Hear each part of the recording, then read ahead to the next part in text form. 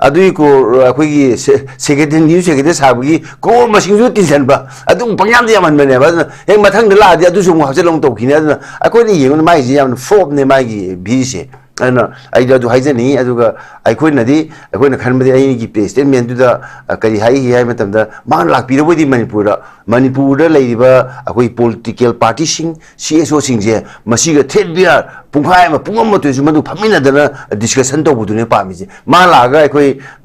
kangla gi akoi sida platform sa law du di man ki baat law thor po sa mane ba man ki baat akoi wang hang ba ya bra ne sa santi ya de man ki baat law pa ade Delhi de gi radio si law sa mane ai na ba si man ki baat law thor su yai adu Delhi de gi akoi sigi kai no si akoi online innovation tawrusi ai ama to loi aba hakta da matam mahan ba adagi mi wan ba adagi manipur gi praja myam se akoi gi loina makse ma usita ba adune ulamidi aduna ma na tawbi yam kanki koi ba piski normal si lana gi plan amata ngasi lauthom da du mo da noi nuksino wai bu di akoi mi loina haina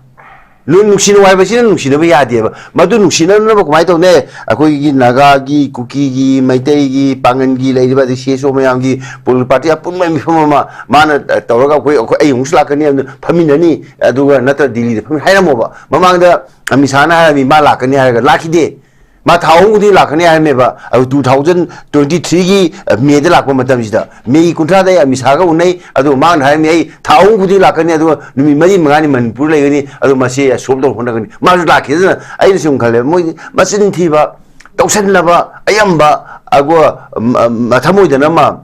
machinda ma adune bai khona yeng sadna ngasi khongja se maruina ina se modi khatana dana BJP leiribu lusimo myam se makoi khwai digi chawba akoi tongje da bai batare expose over makoi adu khongje ne hai lojage aduna masiu maje mathang da lakpa da su se hanak lai se manipur la modi ne manipur la mi hai bagi masing tha ba da ya da khongje da mane ba hana loi thawang ngak da ne ma na palli me abdo hana loila anong ba matan nati ba mana ngasi la tho mi myam da aina sumien kan da hana ai Delhi da hana loi raga lakpa ne ba hana khangna ba ni si tho ni ai ji aduna si di akoi vote ki mali akoi dong da aduga Nepali pali di Nepali vote long no ba male ba Manipur lai ba kaino si da Nepali vote se yam nei da ko madu long na aina si ma kadar si di tawbi ganu matung lakpa matam da madu gi mauta tasengna akoi maitai ga kuki ga soba kangbu singje masigi se kar ma IDP ga ma wai sanagi gen maitai gi IDP ama ga wai sanagi ra kuki IDP wai sanara adu IDP ke sanga wai sanagi rai ba an sidi ai man tausan na ba akoi gi yamna luzada ba thaba ni hai nai thamjai han ra sida santa ja yam ngai je akoi gi Prime Minister gi sita seng hara kanda irang sigi thoi ba solution na agenda do yaw da maram na okay Oza, thank you so much ai Oza Santa da Oza losilak pagi waina hojik se ta seng hara gadi pungama phad da ba hai tare magi pyramid speech with Nepal gi si miyam na pamba da ba Nepal gi fam sim man thambira me dubo yamna mayam sina koi gi hojik su kai gi damat criticize tawre be itself na su tak pase akoina mabula hanba pamba gi maram se kari gi damak tanu haibes ne yes akoi da political development project me ama si gi dangai fadab adumak lay adubo hojik mahak la hanba pamba si santi purak na ba waroi sin purak na ba tangdu laita da si magi mafam jan thamna ba adu gi daite do mana lobiu haibagi magi tangai fadaba khongjat ama aduga akhan na lakam manipuri khongjat to mayam na ngai raga lakpani adubu mahak lae lakpa seida ngasi je thoidok na kemta phongdo amda poto laide mai amta sengam da be poto sai area je pen da mayam da criticism after criticism mayam am lae aduna Oza loisilak pagi waina mahak ki visit se state ki lairiba amasung aduga central gi haitare sigi lairiba ani maksina karamba government ani sinema gi visit sigi kano seida follow up step haitare kamaina ozana kari expectation lai kamaina makha gi satharak payana khale duga manipur gi laiba tongan ba different communities of manipur haitare sigi political kano seida dynamics seida karamai effect tor paya na khambi uza khambi ai mangda ngambi gi ba khoi gi lengre kano akhui santi na habiram do peace and development palam do pan bakhang ne yadi ba pan badi chamrak pan be ya ba aduga lui di akoina pami di peace and development tu adugi mauta peace and normalcy ne ba development ne dum la ka ne ba development edudi miyo ibana sarkar leba sasan ma taw development edum lakane ba karam makhande lakadu ma development hai dunia ado hauji ki mana palme development dudi akoi contractor kharana ado mi kharana yenara ga loisan gi do development hakta dane ba akoi na pami di normal si dunia pami di mana pami peace dudi deba peace kamaina porkata ge ado normal si kamai porkata ge hai bi discussion dunia akoi na pami se akoi MPC gi so pas jawi ase ate party myam gi su pullaga akoi myam je pull phaminaga peace and normal si je manipur kamai porkata gi hai khana badune ba aduna nei ne mama gi round hai ma taw mi si man gi ba ta lau tho ma su ya ba ngasi one way ne ba mangon da question am dang ba ya di ba adu bi man gi ba ta koi delhi de lau tho su ya dro aduni dai hai aduna ngasai ai ma ngang bi ma ne gyam ta ba duni ma gu bang ta ngai di bharat si am chawat po ge ne ba wai ani si pan ba loi ni explain to gre do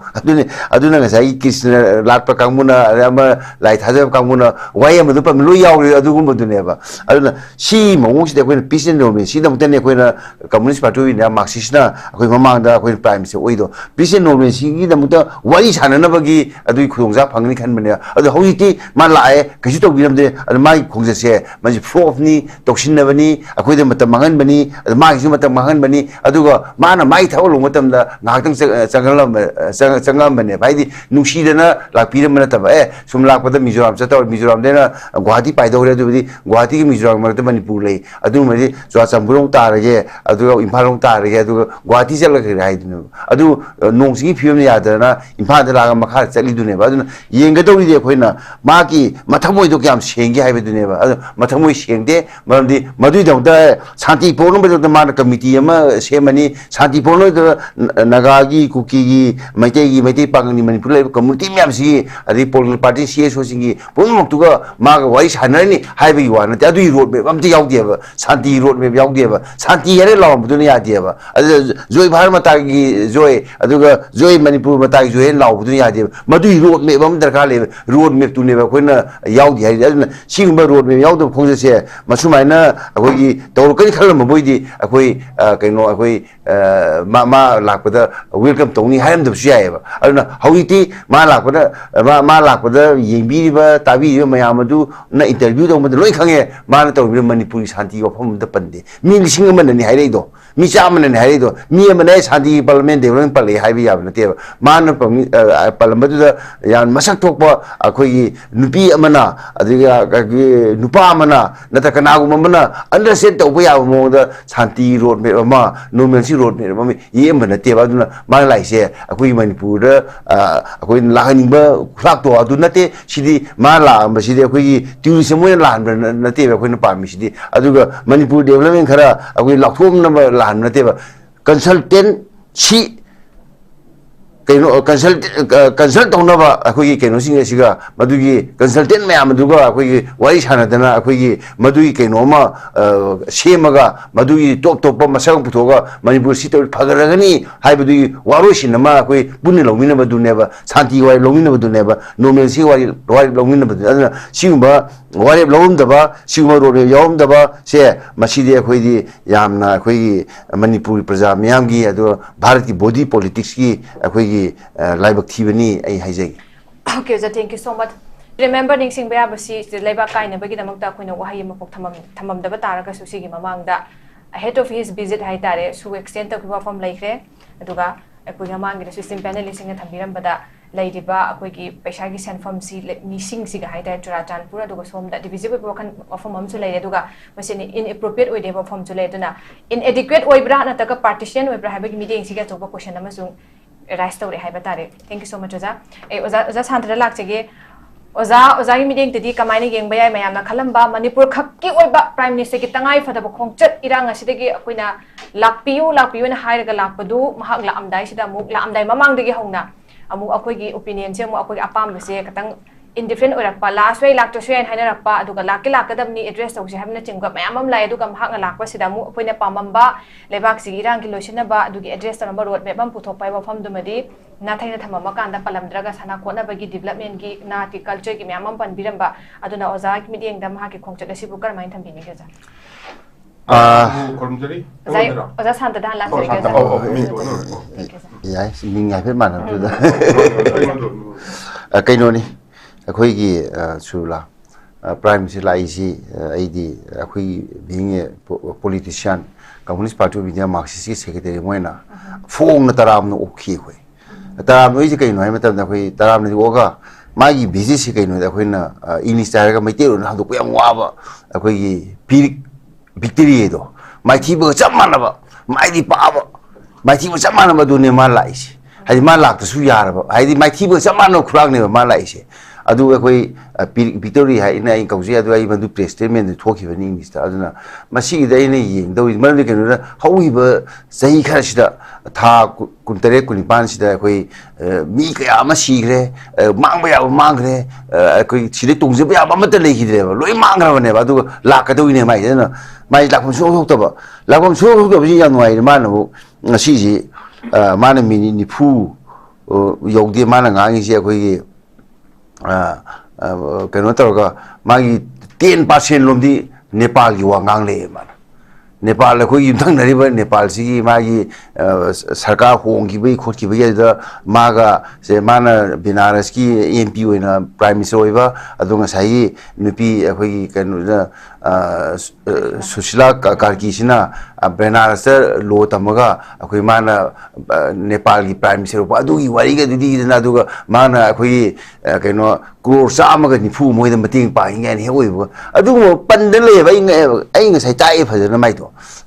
kari no mana pandar di akhui lo no pandar Myanmar ri pan ga dong ne ba because Myanmar ga khoi le na ri ba relationship da yam kai ba le ri ba ji akhui Myanmar lan na chum ra kan immigrant sing chang e hai ba ma to ri ba adagi na gi military junta gi matam dai sang ei ba khole ba dai military junta da khoi ni yengi ba ma yang hai ra ga akhui sumai to godon khu hai ma le hen phai ba mari chung le na da ba Nepal gi prime minister ma na lupa la crore sa ma ni phu pi bi wari ga du li de le ba tin akhui ma na sa ga wa ga gi do adu 10% ji adai jung khal ma to si di Manipur kai khan da za we hai khal adu ai na thol ko mayam interview da so inu tai ba akhui no ma isa u mai ba tare reporter hang ye ba lak pa si da mayam ji sai ji ma kai de palam de Manipur shanti ye du da gi loi na ma hai da loi hai ba ma du pan da brai du ai khoi na amu reviewing to ra ga yeng bi ai adu ai sing da phajwa proposal am na thamam de ba ma na si to ri Manipur ki phani hai ma na sai hai da khoi ke na ravi na ma na developmental work ra gi se khoi mama gi ibo bi saka na losan na thamam ba ju adu crore masing du ti jan ba adui ko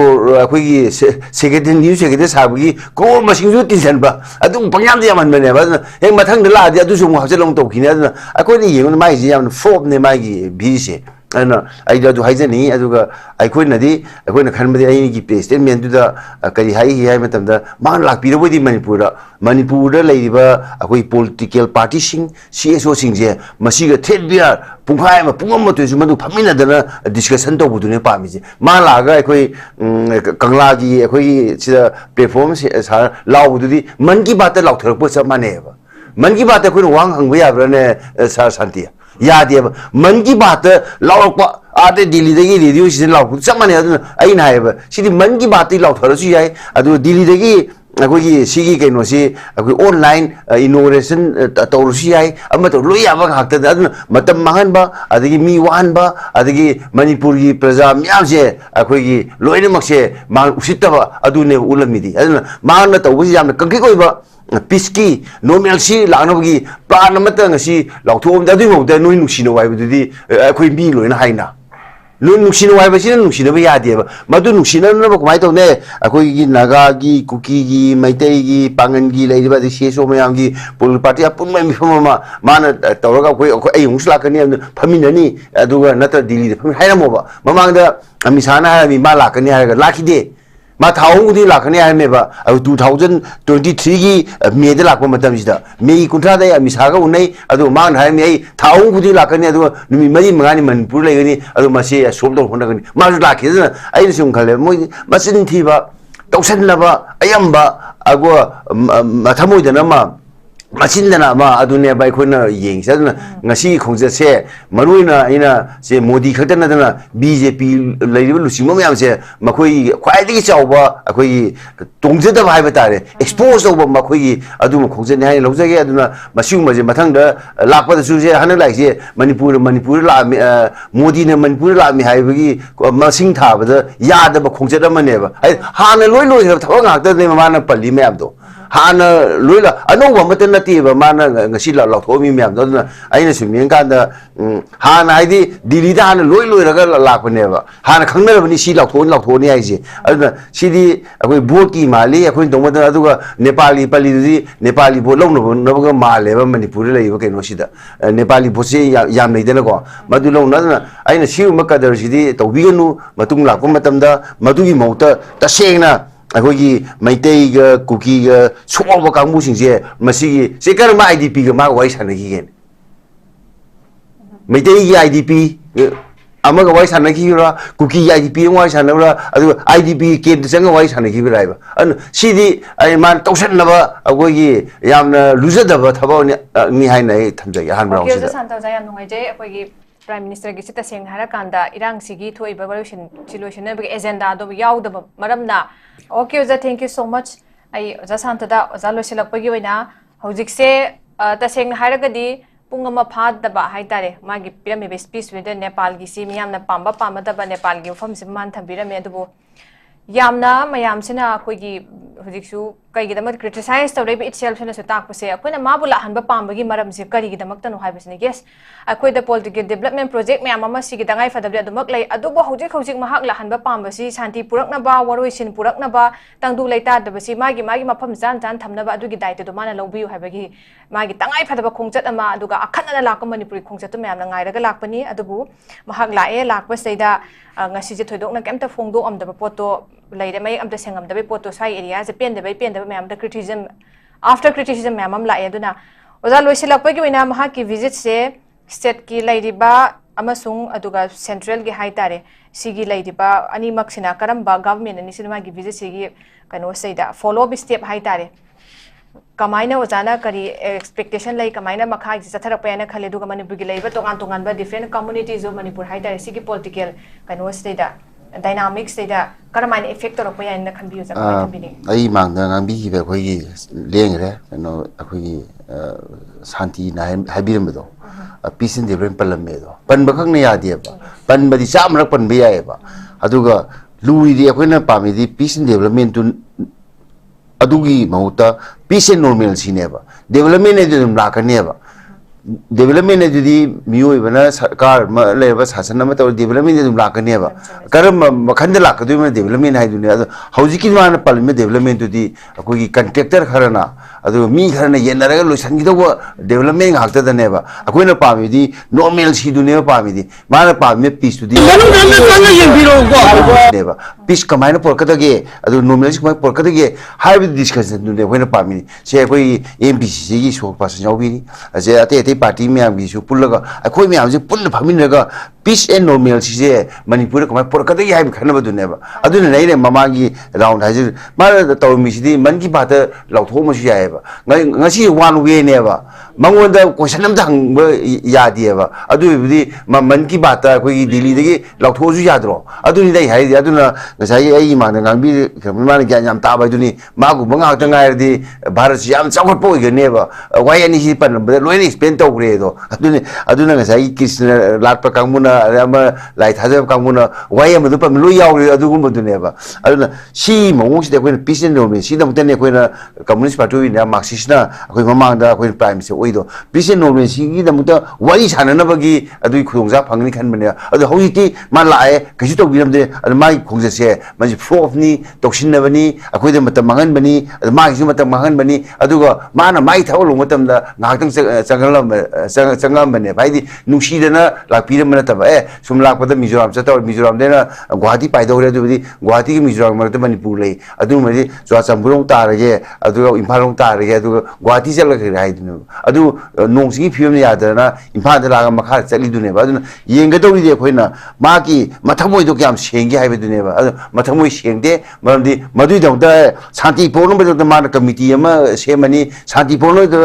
नगागी कुकीगी मैते पागनी मणिपुर ले community म्यामसी अदि political party CSO सिंगी पुनमक्तुगा मागा वाइ सानरनी हाइबगी वा नते अदुइ रोड मेप अमते याउदेबा शांति रोड मेप याउदेबा शांति हेरे लावबदुने यादेबा अदु जोय भारत मतागी जोय अदुगा जोय मणिपुर मतागी जोय लावबदुने यादेबा मदुइ रोड मेप अम दरकार ले रोड मेप तुनेबा कोइना याउदि हाइ अदुना सिगुंबा रोड मेप याउदो खोंजसे मसुमाइना अखोगी तौरकनि खलम बोइदि अखोई कइनो अखोई मा लापदा वेलकम तौनी हायमदबसु यायबा अदुना हौइति मा लापदा येंबिरिबा ताबिरिबा मयाम अदु ना इंटरव्यू दौमद लोइ खंगे माना तौबिर मणिपुरी शांति वफम द पंदे मी लिसिंग मननि हाइरेदो मी चामननि हाइरेदो मी मनai शांति पार्लियामेंट डेवलपमेंट पले हाइबि याब नतेबा माना पार्लियामेंट यान मसक थोकपा अखोई नुपी अमना अदिगा नुपा अमना नता कनागुम अमना अंडरस्टैंड तौबा याब मोद शांति रोड में अमा नोर्मलसी रोड में ममी ये मनतेबा अदुना मा लाइसे अखोई मणिपुर अखोई लाहनिबा खुलाक्तो अदु नते सिदि मा लाम सिदि अखोई टूरिस्ट मोय लाहन नतेबा अखोई पामी सिदि अदुगा मणिपुर डेवलपमेंट खरा अखोई लाखोम नंबर लाहन नतेबा कंसल्टेंट सी कहीं कंसल्ट तौनबा अखोई कहीं सिंह सिगा मदुगी कंसल्टेंट मैम दुगा अखोई वारी सानदना अखोई मदुगी कइनोमा सेमगा मदुगी टॉप टॉप मसक पुथोगा मणिपुर सिट फगरगनी हाइबदुगी वारोसिनमा अखोई पुन्ने लौमिनबा दुनेबा शांति वारी लौमिनबा दुनेबा नोर्मल सी वारी लौमिनबा दुनेबा सिगुंबा वारी लौमदबा सिगुंबा रोड यावमदबा से मसीदे अखोईदी यामना अखोई